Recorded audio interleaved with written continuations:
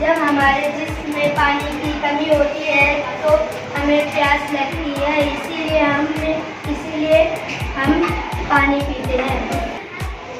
सवाल नंबर 3, गाय भैंस बकरियां पनघट के पास क्यों आते हैं? जवाब, गाय भैंस बकरियां पनघट के पास पानी पीने आते हैं।